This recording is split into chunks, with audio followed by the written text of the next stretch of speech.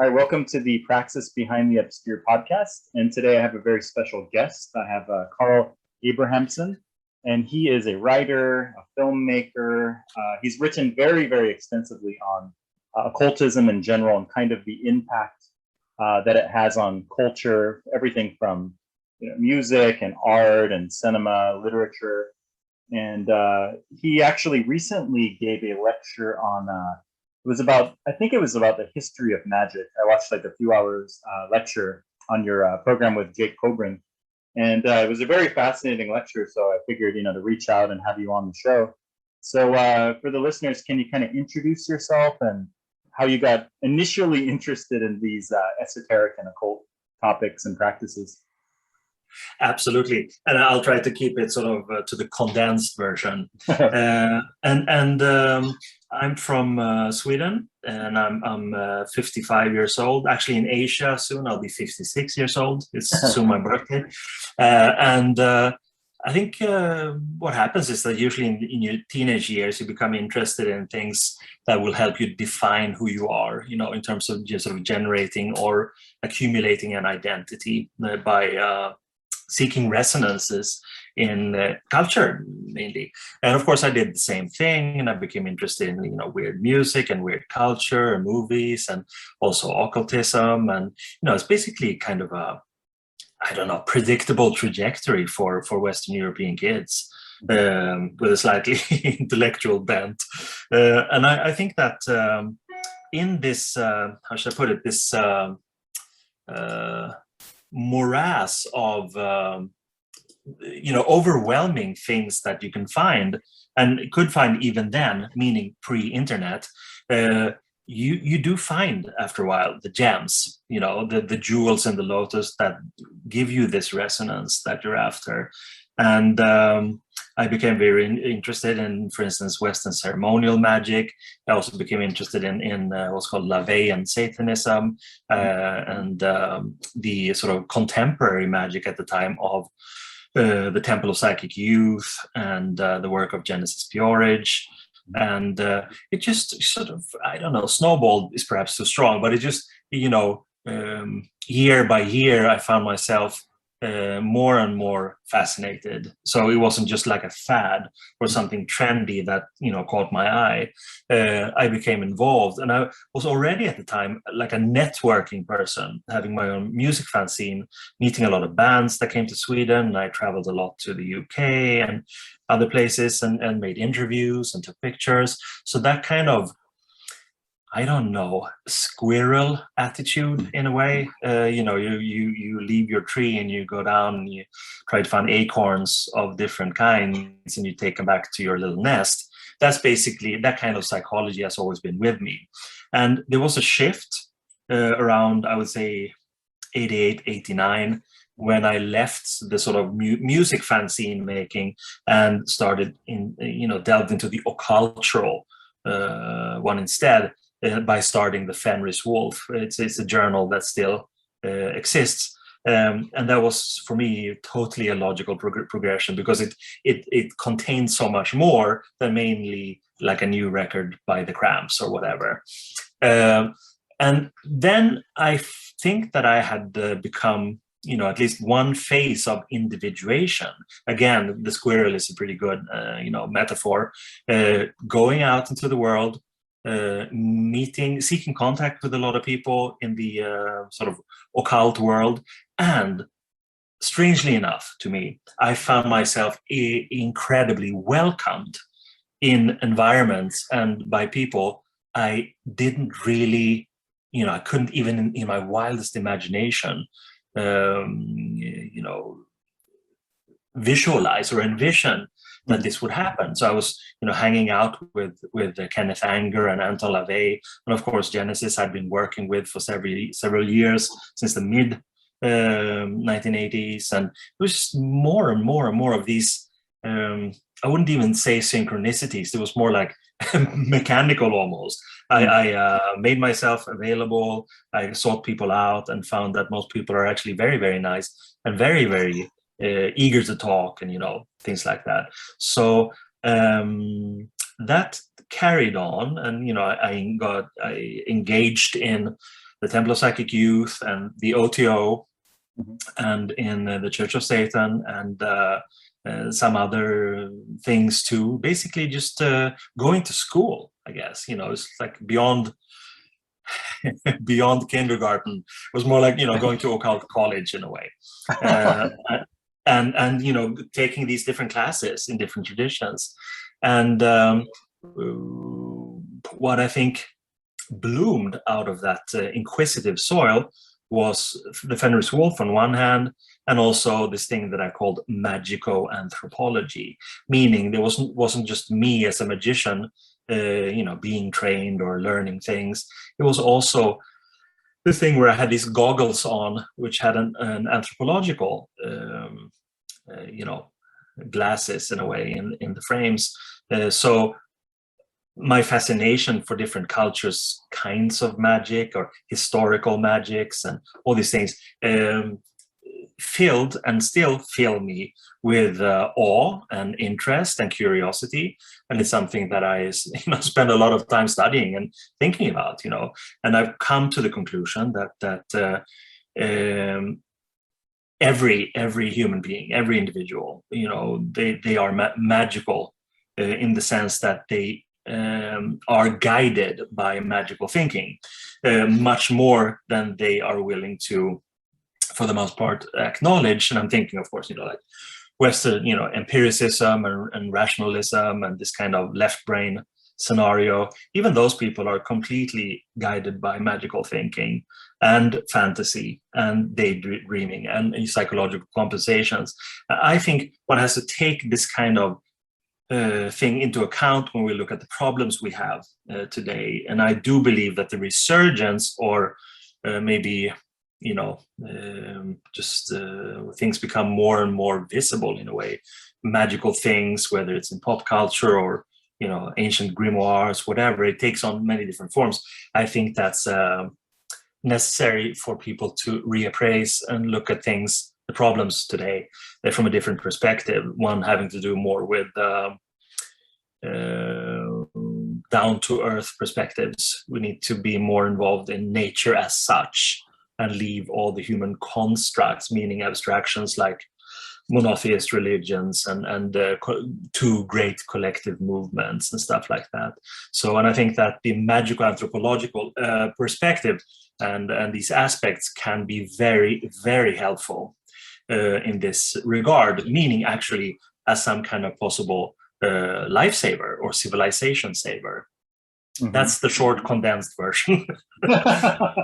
Oh, very good. I mean, there's a lot of different, I suppose, threads we can go off, because you mentioned, so many things there, right? Like I know. Anthropological side and, different orders and different movements you were a part of. But well, one thing that definitely has my interest was the Temple of Psychic Youth and your involvement in that. And I was just kind of, it'd be great if you can share a bit about that. And I think that you had mentioned elsewhere that you were sort of, I guess, like the head of one of the European chapters, or you had some kind of role like that, right? Yes, exactly. What happened was that I had been like a fan of Robin Gristle and a fan of early Psychic TV. And of course, they were very extroverted and networking, and they had a lot of dissemination of information. It wasn't just the records, there were many other things, like a really a culture around the band, so to speak. And the Temple of Psychic Youth caught my attention, and I found it very interesting. But the first meeting was, so actually I subscribed to information from them from I think 1984 or something. And they were here they were in Stockholm in 84.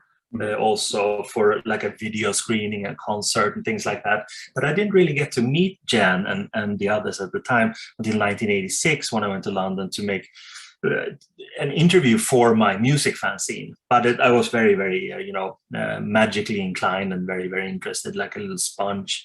Mm-hmm. So that was the beginning. And then we got on very well, and we, discussed this thing, the Topy thing is spreading, and I was thinking, maybe I could do something in Sweden. So it started out as Topy Scan, which was like an access point for Scandinavia.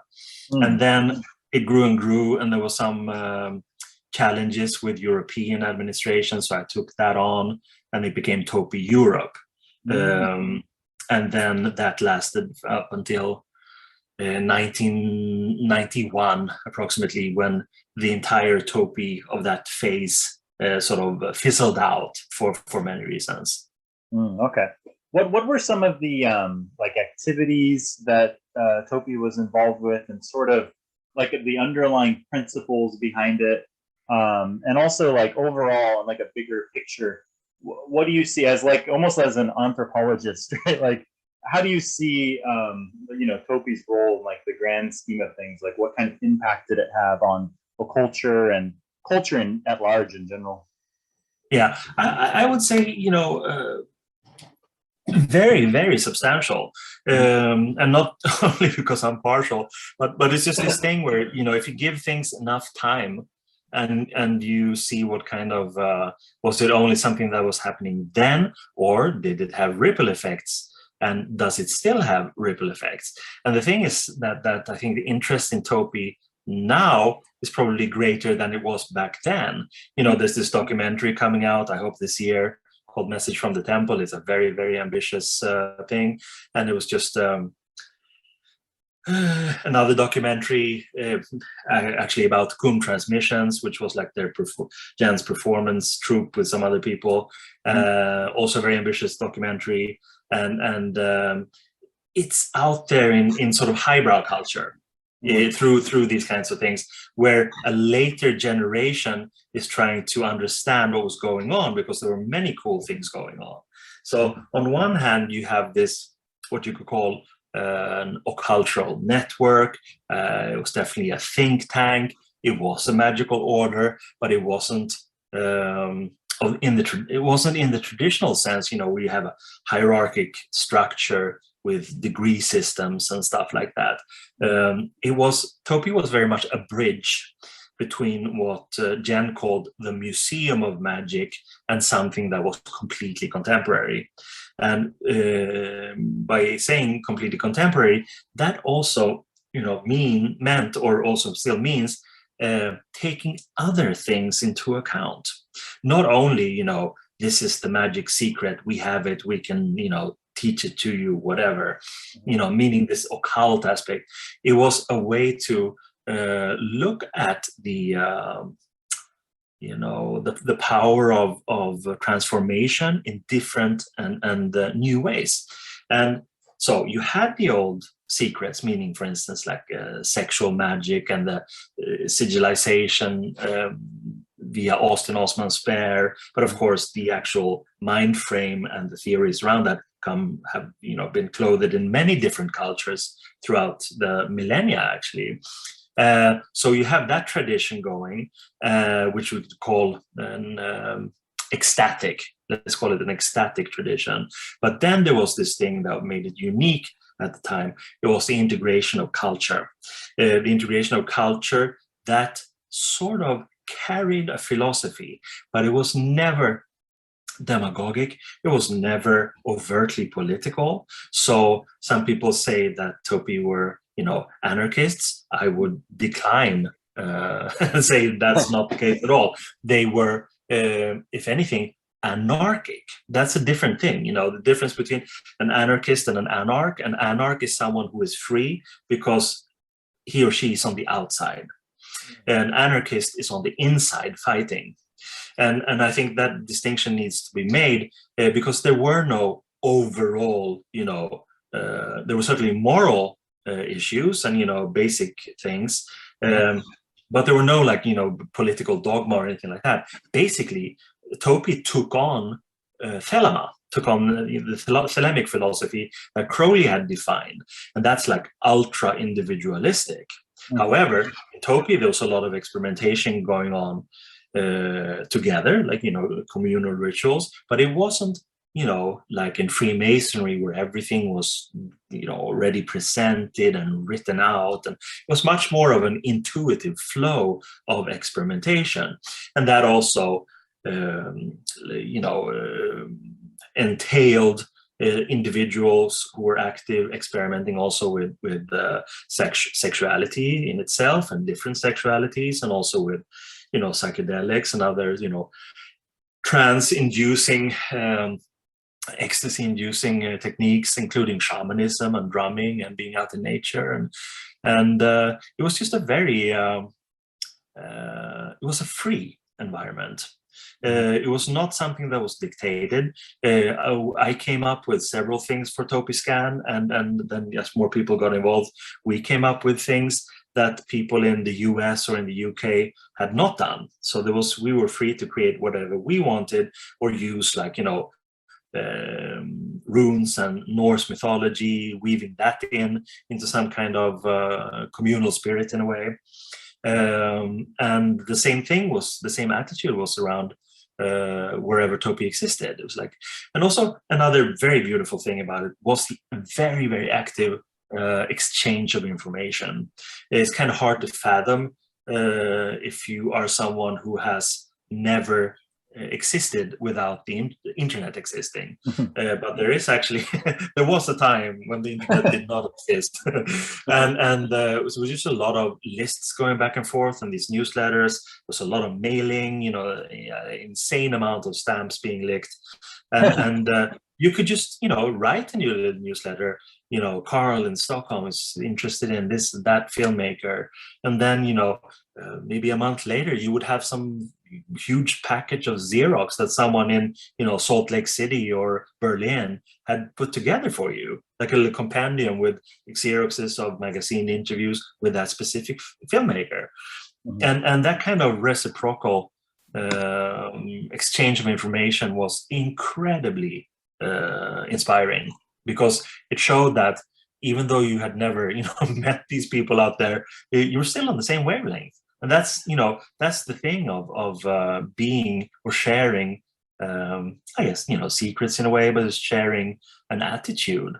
It's a kind of an initiation in itself that makes you trust people. So that's basically the again, the condensed version. It's it was a network, it was a think tank, it was an occult order or a magical order, and it was also a repository of much creative energy. Yeah, it seemed like it sort of drew upon, like you said, elements of Thelema, chaos magic, and then also with new multimedia. You can go on YouTube today and look at Psychick TV, and it's sort of, it's very pioneering for the time, using different multimedia effects and sort of different sounds to kind of alter your subconscious, right? Just kind of going in there with that sense of agency that we can use what is at our disposal in the modern world, and also of course traditional techniques and going back to nature and things like that you mentioned, but sort of to create a movement, a sense of agency, art, and to bring our own sort of intent into things rather than being totally imprinted or dictated by what society or the political algorithms or mass media is imprinting on you, sort of realizing that you have the ability to create your own version of reality, or however you see fit, right?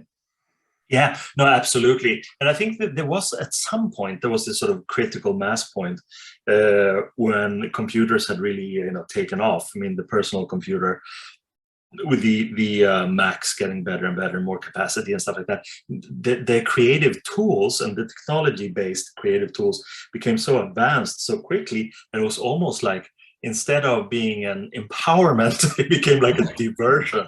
People drowned in these first waves of Photoshop filters or music plugins where you can make your own musical sequence programs, and it was fantastic. But what changed was that it became abstracted from the real core of experimentation, because it's not really experimentation to use a few or to move around a few sound bites on a graphic display. It can be a process of seeing what sounds good and stuff, but it's not really the same as for instance, improvising music. And I'm not saying either is better or worse. It's just that Topy was very hands-on. It was very visceral. It was will and desire driven. And in this process, technology, if it's too readily available, can be, I don't know, suffocating in a way, because people who are pioneering, they seldom have everything served on a silver platter. They have to come up with these ideas and create their own technologies. And that's how I feel that Topy, how it was at the time, because there was no precedent. There was really nothing like it. You could say that, Chaos Magic, and specifically with the Illuminates of Thanateros, the IoT, they were parallel, and they were certainly using a lot of similar stripped, hardcore kind of Sparean approaches to magic, and to how the human mind is the central platform that you have to work with. But Topy was a little bit, had slightly, I would say, more flowers in their bouquet. This kinship, but I think IoT was very much, for me, it's in gray and black and white, sort of looking at the cultural climate of the UK specifically at the time, and things like that. Whereas Topy was slightly more, I don't know, colorful in a way. There were, it's just, well, that's how I felt at the time. I may be mistaken, but it's just something, some kinship, but there's also some great differences in between these groups. You had mentioned in a other lecture that I listened a lot about like shamanism and the relationship to magic. Do you see them as being distinctly different, or is like magic, is it shamanism essentially? How do you see the relationship between those two things? Oh, it's one of my pet topics. Everything comes from shamanism. You can talk about the abstracted, soulless rituals of the established religions, or you could talk about intuitive, cyber magicians, or you can talk about groups like Topy or classical magical orders. Anything having to do with getting in touch with like the soul or a higher state of, frame of mind or consciousness, everything comes from, I wouldn't say shamanism, but I would say a shamanic consciousness, because that's been there since day one. And it's basically, you have, primordial human beings, alone or together. You have fight or flight. It's so primitive. And then, then you have food in your belly, and then you find somehow a female, and you sort of attack her and make her pregnant, and it's so primordial, And when people got together to find some kind of communal safety, there were different approaches to how to deal with this incredibly threatening situation. And one of these things was, of course, to tell stories, basically the first art expressions, singing, telling stories, visual art, dancing, these things that make you feel good, together. And in that is an empowerment. And then, of course, no one can tell how it happened that, people, started visualizing and tripping. There has been much it's much speculated recently also about these sort of quantum leaps that the human brain has taken throughout its development, and it's very it seems very, very likely that it's connected with psilocybin.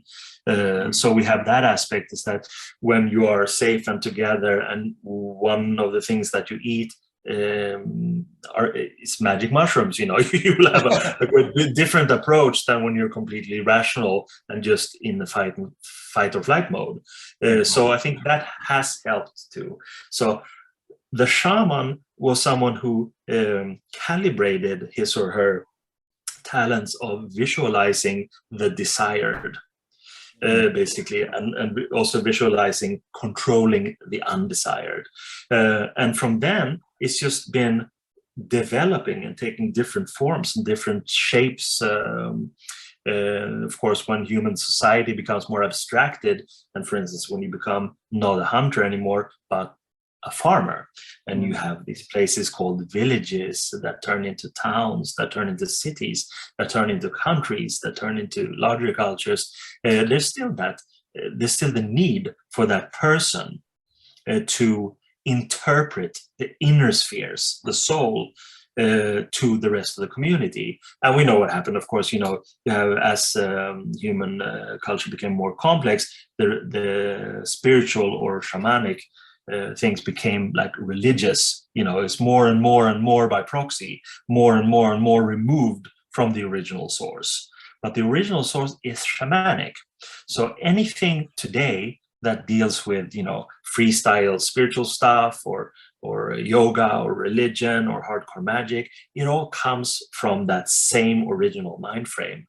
So that's really my answer. It's all about, again, not shamanism, but the shamanic awareness. And what that is, of course, that we should define that is basically you have to be rooted in nature, greater nature, and you have to be in contact, like viscerally, or if you're scaled, it could be like a meditational mental thing.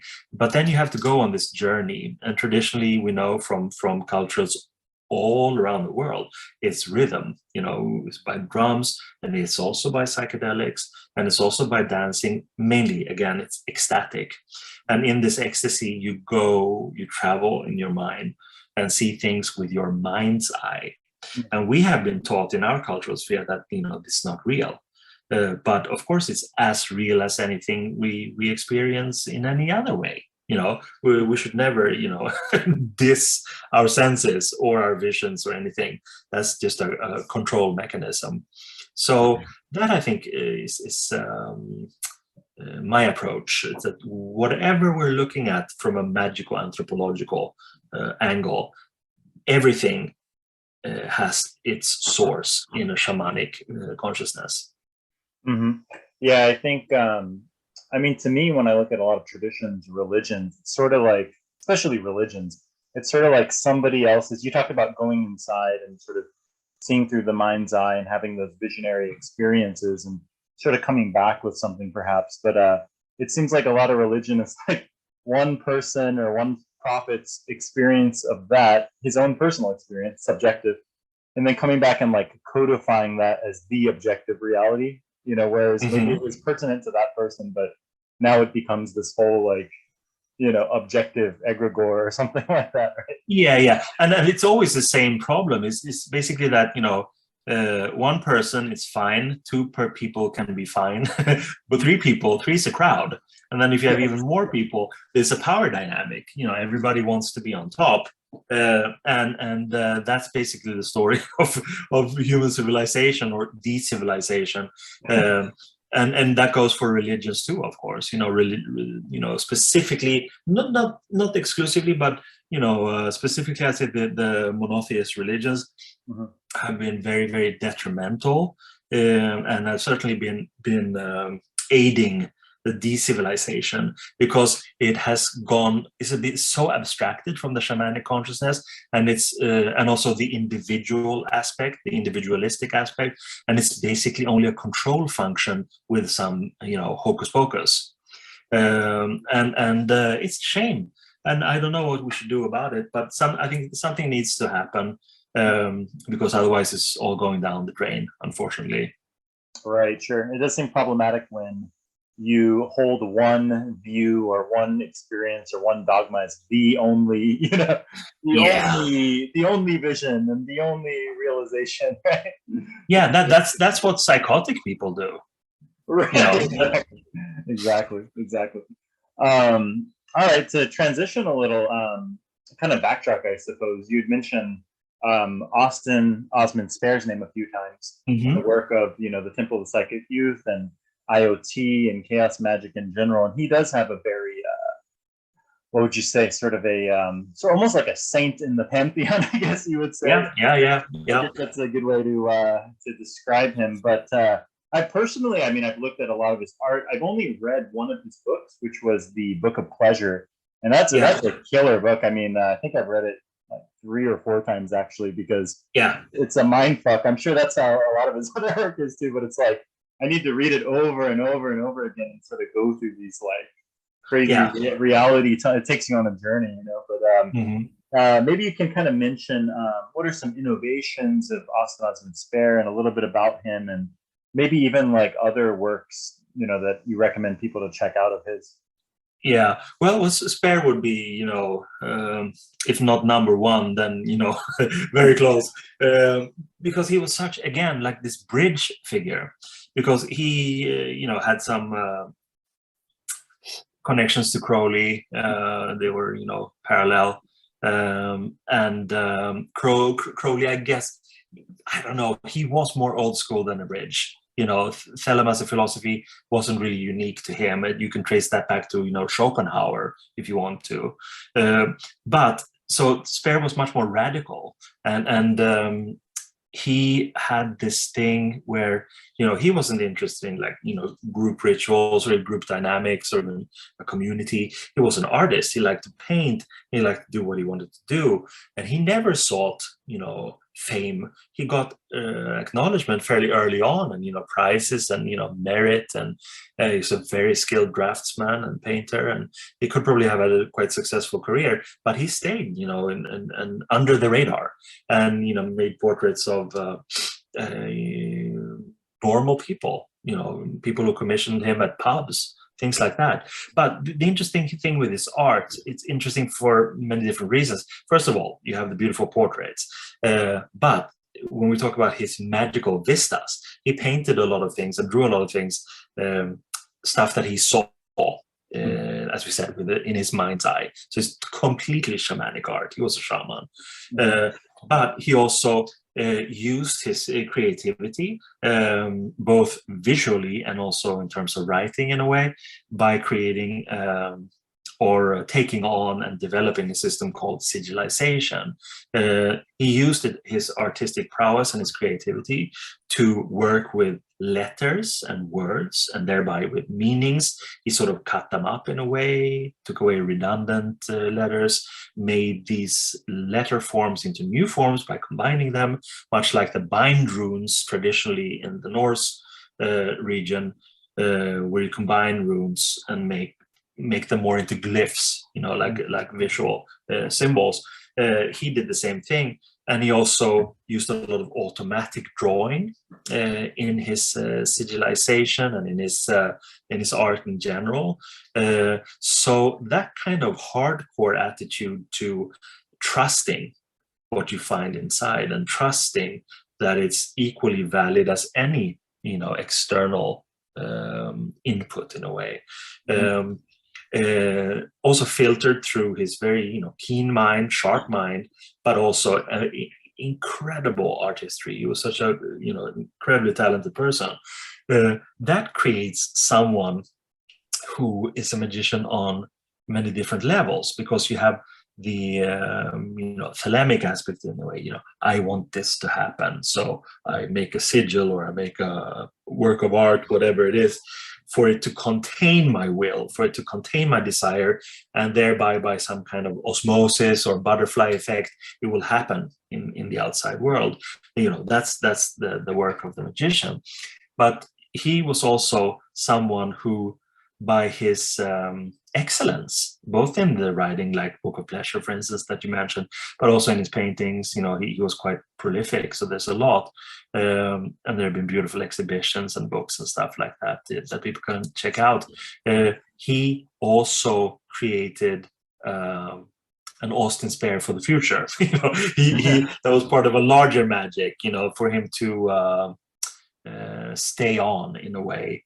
In a similar way, I would argue that if Crowley hadn't spent so much of his inheritance of self-publishing beautiful books, we would probably not have, we would probably not be talking about him today. It's a way of leaving a legacy through talismanic objects. And also because they will help generate myth and gestalt, if you like, something that lives on after you're physically gone. And what happens with many people who are creative, it's kind of hard to argue when you're dead, so much of that is left to the people who are later. And if they don't like you, they will, I don't know, slander you maybe, and there's nothing you can do about it. However, if you have consciously left a lot of great art, there's really no argument, because then everybody can at least make up their own mind and not having to listen to, vile critics or to verbose yaysayers. It's much more a game where you can define your afterlife in a way. So I think that he was aware of these things. And one thing that was also interesting with him was that he was certainly aware of people like Freud. They were in the same zeitgeist. And this thing where you look at the human psyche as divided, you have the superego, so-called, in German it's called as Über-Ich, that is like, morals and guidance and, a pretty stern captain of the ship in a way. And then you have the ego, which is like a chaos, and again in German it's called das Ich, that's the correct term, which is like, who am I, where am I going, what do I want? So you have this trajectory, but the trajectory can be filled with confusion as much as clarity. And then of course underneath there's the primordial, what's called the subconscious, and it's just like drives, instincts, all these things. So that was in the zeitgeist to look at things that way. And although on the surface, Spare was critical to he called, for instance, Freud and Jung, he called them fraud and junk. I didn't know that. Yeah. That's funny. That's hilarious. Yeah, no, it is hilarious. So he was very much aware of their existence, But at the same time, you can see that in his theories, like in the Book of Pleasure, for instance, where he tries to explain sigilizing and how it works, is basically in an ecstatic moment. And for him, it was very much a sexual thing, whether in congregation or in masturbation. You visualize the glyph in this enlightened, ecstatic moment, and then the glyph will, according to his theory, sort of drift down into the subconscious, and then you try your best to sort of null and void it consciously. You try to not think about it, and when the glyph or the symbol or the sigil is forgotten and at work in the subconscious, that is the thing that will make it happen in the outside visceral world. It's an interesting idea, and certainly been a key component of contemporary occultism in practice since Spare first wrote about it. Basically, it's very, very much part and parcel of contemporary, not magical philosophy, but magical practice in many different groups and orders, and so he's been very, very, very influential in that level.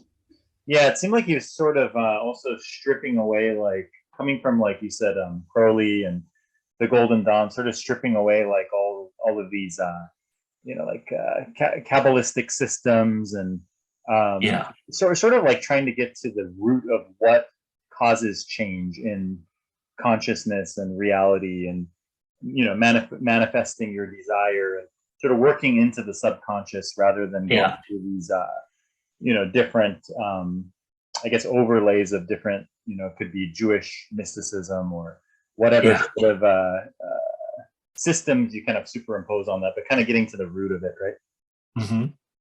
That's what it seems like. But yeah, definitely a very influential figure overall, that maybe a lot of people these days overlook. I'm not so sure, because he was very influential and still is, obviously, but I don't know how many people these days go back and sort of read through his materials. But yeah. Um, I think quite a few, because, and I think again there you have the occulture aspect that's so important. I think that he left a legacy in simply in his work, and an aftermath that's filled with actual paintings and writings and books, and but it's also an aftermath and a legacy taken care of by others. All these books are being published again, and there are studies and biographies, and so culturally. I'm not saying occulturally, that's true too, but culturally he has now more of a presence in British art history, for instance, than ever before.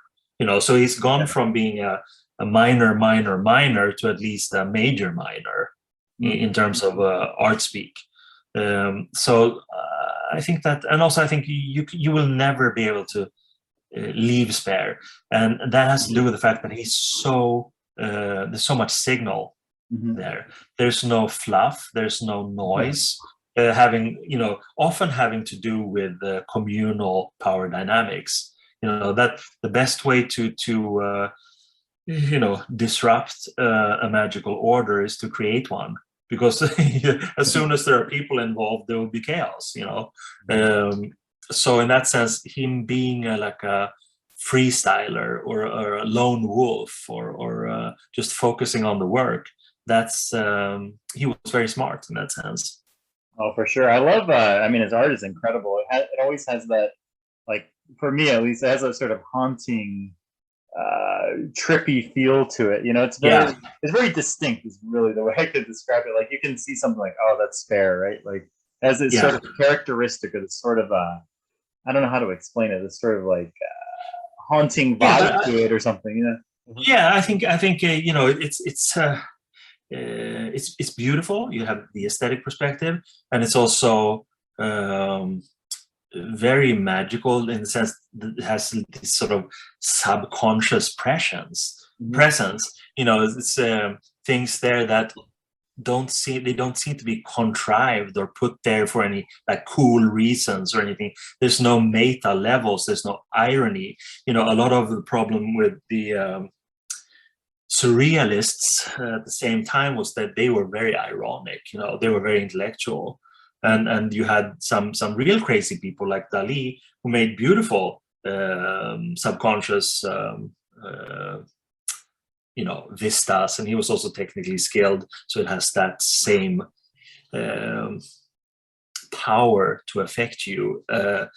But that's, I think that in a way Spare was a real surrealist in the sense that he went down, sir or sub, and looked what he could find inside, and then he brought it back and displayed it through an aestheticized form.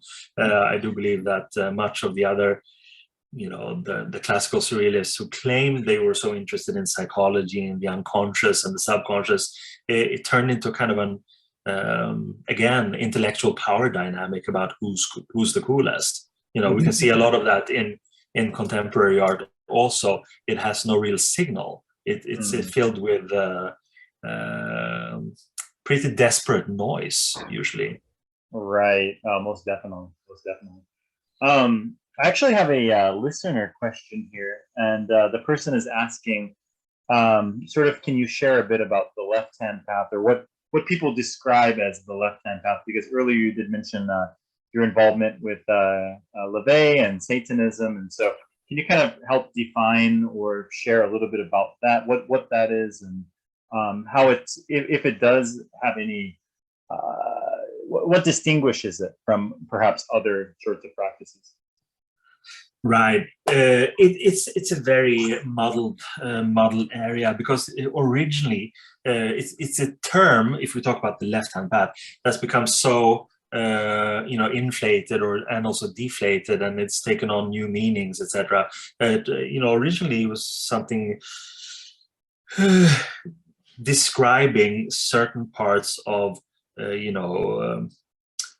Hindu or Asian aspects, having to do with tantric texts, having to do with rituals and meditations, and also in combination, things having to do with using the body, Mhm. not necessarily neglecting or leaving the body, as in, you know, more meditative practices or even moral meditative practices, saying the body is bad and needs to be left, etc., etc. That's an Asian dichotomy. You can find it in Hinduism with their, you know, ascesis. You can also find it in Buddhism, you know, where you have, for instance, the difference between Vajrayana, you know, it's called Tibetan Buddhism, which is very ritualized. You know, they're using the body and with dancing and also different experiments, and it is very visceral and it's ritualized. Whereas the Theravada, Southern Buddhism, is very meditative. You know, it leaves the body. You just go into the mind and then try to leave the mind. Right, sort of more aesthetic. Good luck with that.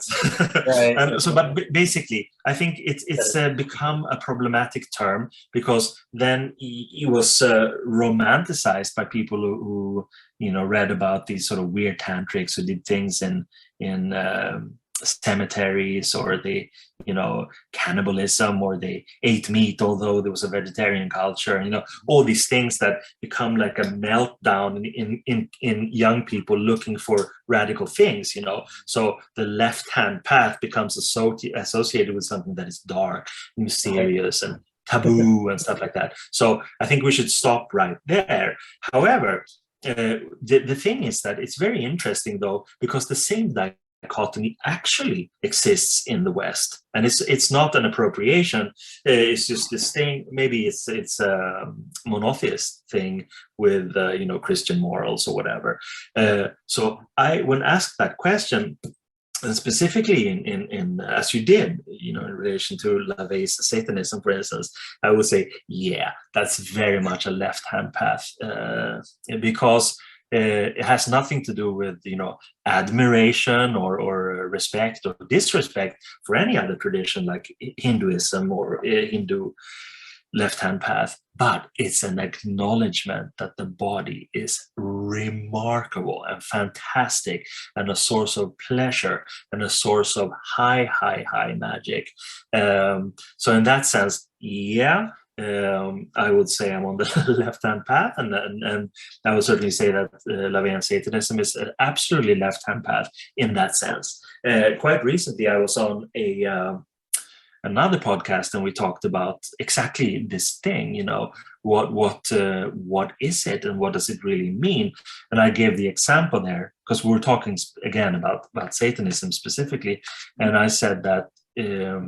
The equivalent of left-hand path would be, for instance, the conscious integration and I don't know, intense pleasure of consciously eating your favorite chocolate bar, like a you know, a very conscious indulgence. You know, you have your favorite candy, your favorite food, your favorite wine, whatever it is, and you don't just eat it or drink it like a habit, you know, because anyone can do that. That's what most people do.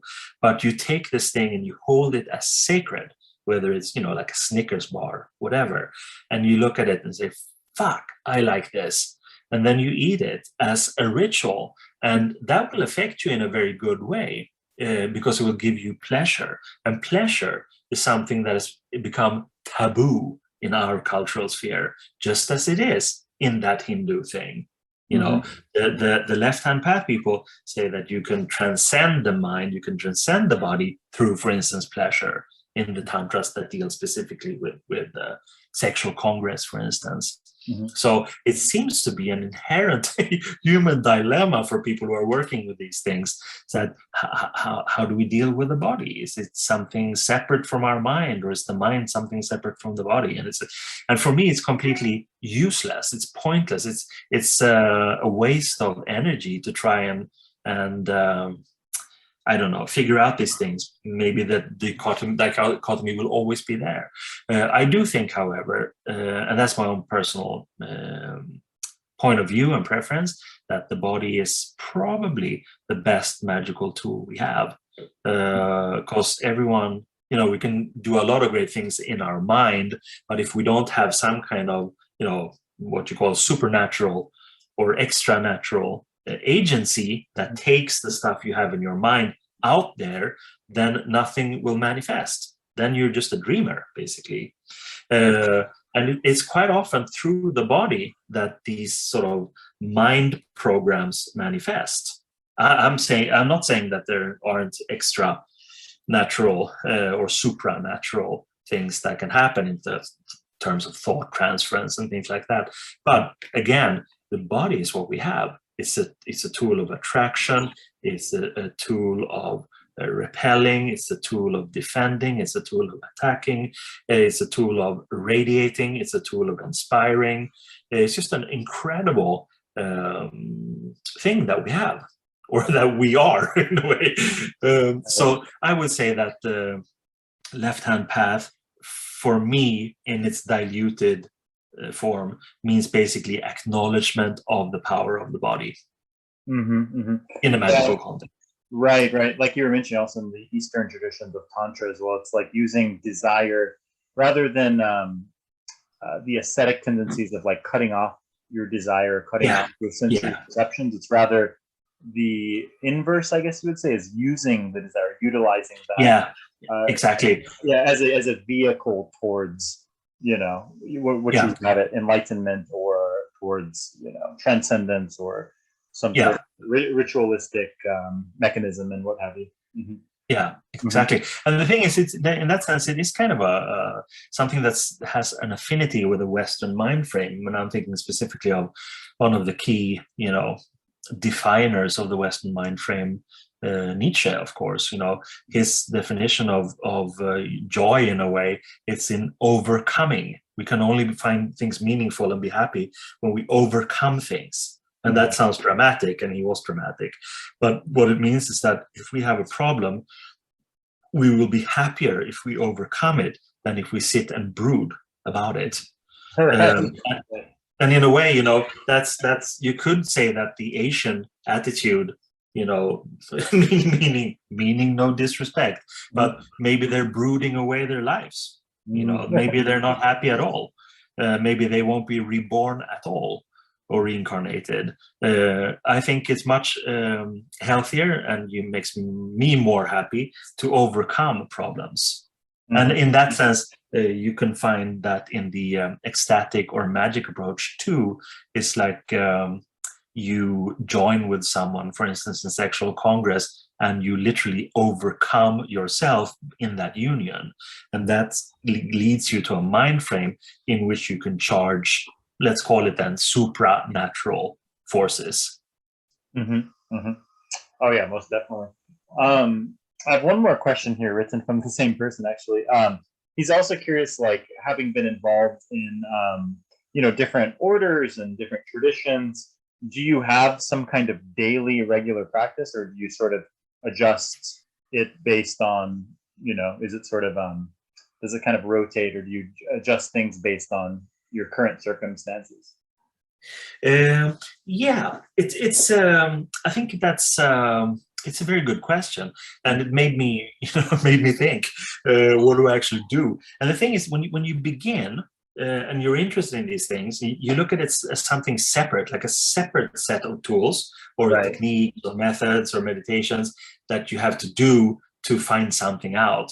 And of course, it will help if you feel a strong resonance with it and you find that it works, and then you'll really integrate it in your life. But we should never forget also that what all of this is about, according to me or a specific late 20th century magical approach, it's really this thelema thing. You have to do what you want to do. And if that is not necessarily being involved in a lot of hocus pocus, yet you acknowledge the power of hocus pocus, then you can sort of sidetrack or short circuit that and sort of go straight for what you want to do. Because meaning as a vocation, as a work situation, as something that fulfills you and gives you meaning, because that's really the goal. And it's not a static goal. You don't sort of achieve it and then stay there. It should be something that moves on. So what I'm saying is basically, it is great with all the techniques, traditions, books, inspiration, magicians, all the lore and mythology is invaluable as inspiration and information, but it's easy to be sidetracked by that romantic lore because it's colorful and it's very glamorous. So one needs to be focused on what you want to achieve with all of these things, because you could absolutely, find an analogy in drugs, for instance. Take this drug and it's great, fills you with inspiration and it's colorful and you feel great and la la la la la la. But if it doesn't lead on to any deeper kinds of epiphanies or changes in perhaps a not so exciting lifestyle, then it's escapism. And occultism and magic can also become escapism if it keeps you from going straight for the beauty of your own individual will. So I think one has to keep that in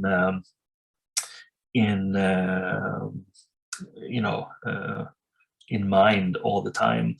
However, I will say one thing that I stick with almost on a daily basis, and it's been so good for me and revealing continually, and it's not difficult. You don't need a master to teach you, and it's simply meditation.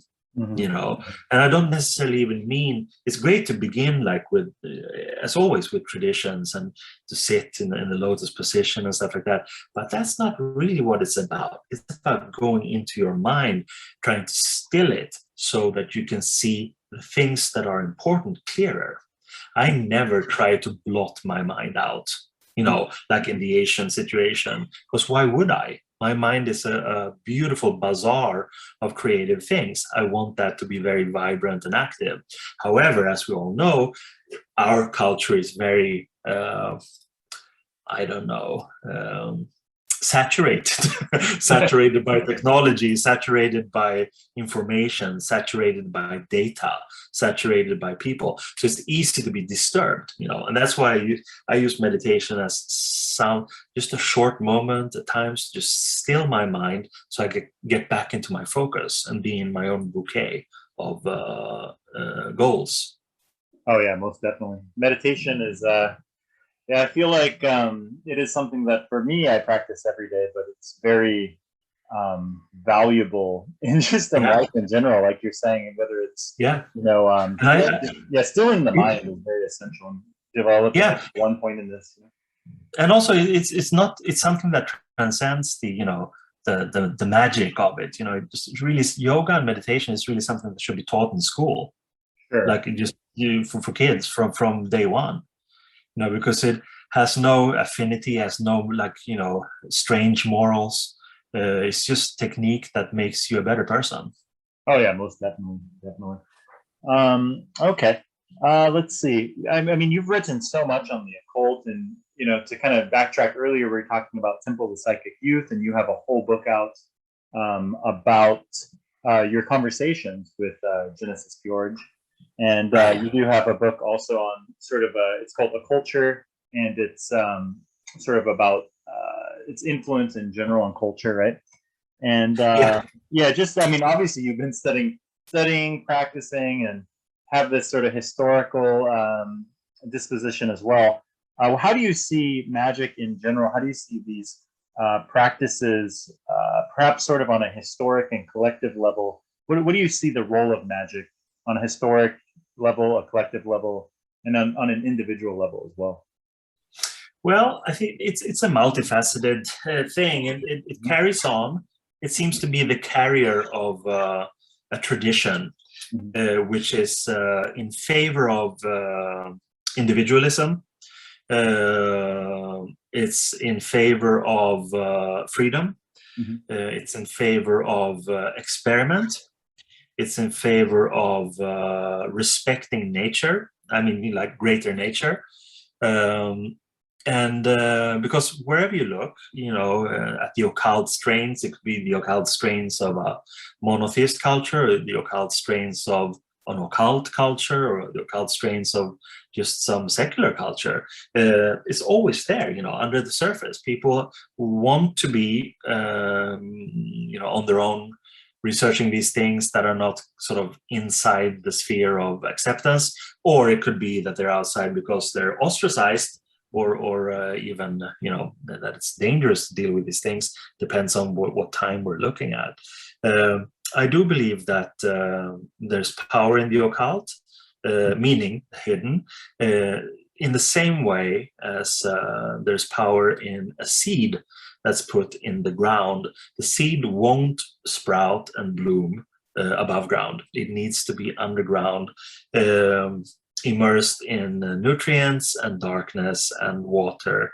And then it will strike roots, and then it will be strong and come up above the surface and sort of be a beautiful and also oxygen producing thing that will be beneficial to other beings. That's how I look at it. It's a very simple metaphor in a way, but traditionally that's really what's happened. So much of the science we have, so much of the culture we have, it has all come from somewhere beneath the surface, and that's really what occultism is. Oh, I love that answer. That's a beautiful answer. Okay, so do you have any upcoming books or projects or films that you would like to discuss? I did mention a couple of your previous projects and books, but is there anything on the horizon for people to look forward to or check out? No, I mean, there's always a lot of things going on. I mean, right now I'm in the process of wrapping up like an art book called the Trapartisan Review, because I have this publishing company called Trapar Books, and the Trapartisan Review is an art book, and it's not, I wouldn't say occult art, but there's a lot of interesting artists that are definitely magicians. So that's going to be like a quite lavish art book, and I'm very happy with that, because it's not about text, it's not about contextualization, it's not about intellectual pursuits. It's just beautiful images that people have made in their own free space and free time. And it's I usually don't like these terms, but I'm very fed up with this term called outsider art. So I came up with insider art. And Trapartisan Review is filled with insider art. It's for people who are on the inside. They're insiders into their own process, and they are willing to share it. And I'm happy to be the one who shares it in this particular context. So that's one thing.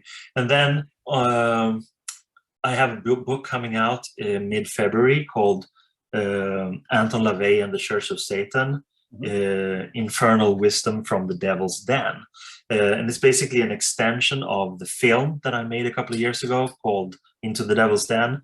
And it has to do with my relationship, my personal friendship with Anton LaVey and with people who knew him at the same time, basically his last decade. It's a massive book filled with interviews and rare material and my own stories. So that's I would recommend that people get that book, because it's not only about him, it's about his satanic philosophy as a whole also. So I'm very proud about that book, and also the film. That sounds interesting. When did you say that one was coming out? It comes out, I think it's February 15th or something. Okay, cool. All right. Where can people find you online, and where do you recommend people to look up your stuff? Yeah, it's all over the place, but it's good with these gateways where you can sort of delve deeper. One of these would be the Patreon that I have with my wife, Vanessa Sinclair. So that would be patreon.com /Vanessa23Carl. patreon.com/Vanessa23Carl.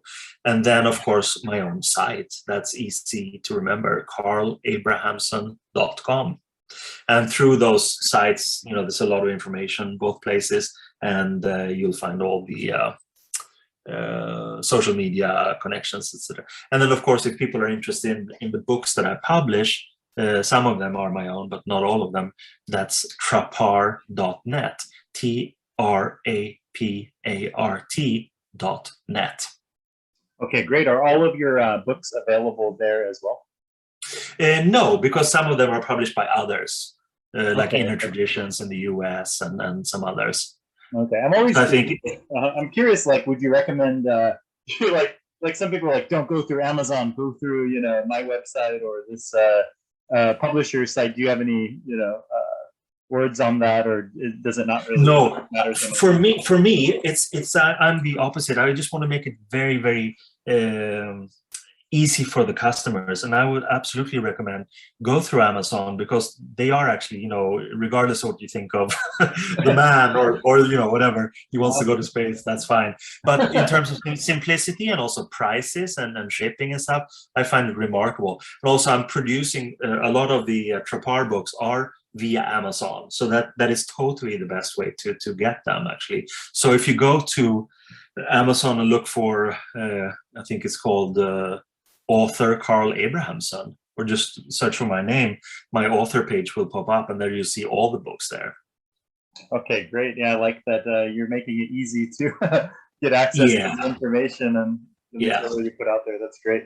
All right, thanks for the excellent conversation. I really personally enjoyed this, and I think a lot of the listeners will as well. And all of the links and websites and your Patreon that you had mentioned will be included in the show notes. So anybody that wants to connect with you or look into your stuff can find it in the show notes here.